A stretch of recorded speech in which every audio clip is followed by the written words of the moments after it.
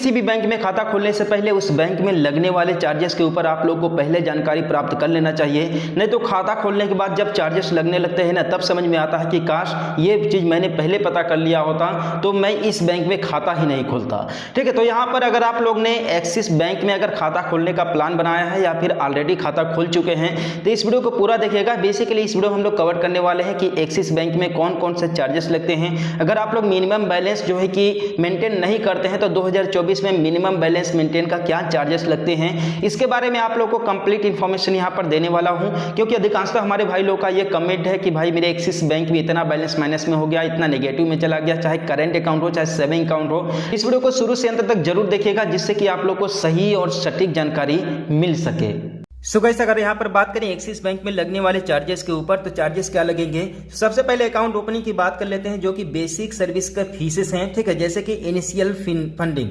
अगर आप जो है कि एक्सिस बैंक में अकाउंट ओपनिंग कराते हैं, अगर आप शहरी क्षेत्र से हैं, ठीक है, बड़े शहर से हैं तो 16,000 रुपये लगेगा। अगर आप किसी सेमी अर्बन एरिया से हैं तो 6,000 रुपये लगेगा। जबकि अगर आप ग्रामीण क्षेत्र से हैं तो 3,000 रुपये लगेगा। ठीक है, तो ये देखिए जो है कि एवरेज बैलेंस की रिक्वायर की अगर मैं बात करूं तो अगर आप शहरी क्षेत्र से हैं तो 12,000 रुपये आपके अकाउंट में एवरेज बैलेंस आप लोग को मेंटेन करना पड़ेगा। अगर आप किसी छोटे शहर से हैं तो आपको जो है कि 5,000 रुपया आप लोग को मेंटेन करना पड़ेगा। अगर आप ग्रामीण क्षेत्र से हैं तो आप लोग को 2,500 रुपया मेंटेन करना ही पड़ेगा।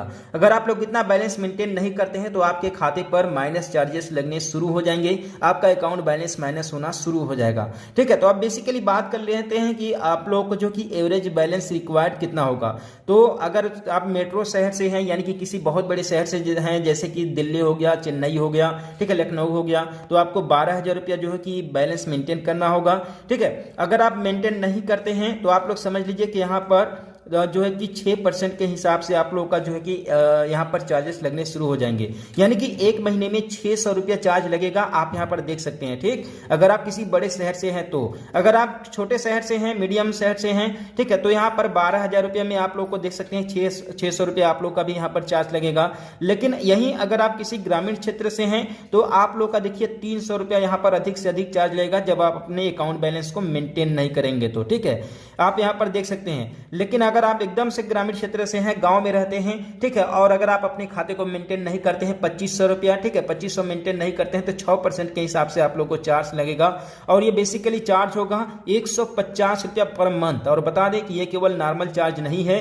बेसिकली जो 150 रुपया चार्ज लगेगा ना, ये अगले महीने में, अगर अगले महीने में इसे मेंटेन नहीं करते हैं तो 150 रुपया प्लस 150 रुपया का GST कुल मिलाकर के आप लोग जोड़ सकते हैं कि 18 हो गया 27, यानी कि 100 जो कि 77 रुपया के आसपास आप लोग का मंथली चार्ज यहां पर लगने लगेगा GST मिला करके।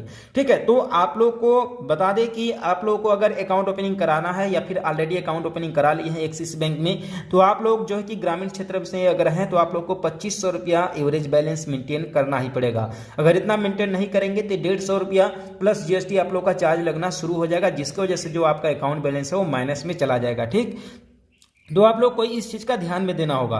अगर यहाँ पर डेबिट कार्ड की बात करें तो आप लोग का 300 रुपये यहाँ पर चार्जेस लिए जाते हैं। ठीक है, और जो है कि ज्वाइंट कार्ड लेते हैं तो आप लोग यहाँ पर 200 रुपये अलग से चार्जेस लिए जाते हैं।